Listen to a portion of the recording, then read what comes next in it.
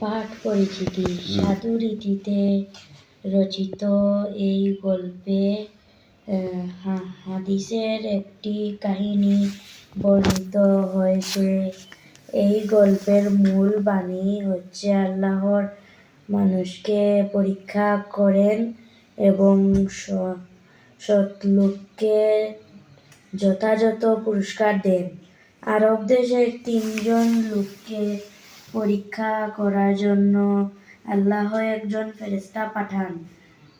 এদের একজন ধবল রোগী, একজন টাকলাওয়ালা এবং আরেকজন অন্ধ।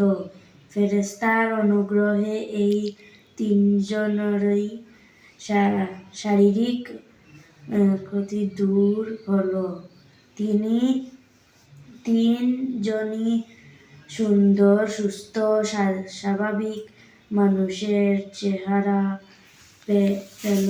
শুধু তাই নয়, ফেরেশতা কৃপায় প্রথম জন একটি উট থেকে বহু উটের, দ্বিতীয় জন একটি গাভী থেকে বহু গাভীর এবং তৃতীয় জন একটি ছাগল থেকে বহু ছাগলের মালিক হয়ে গেল।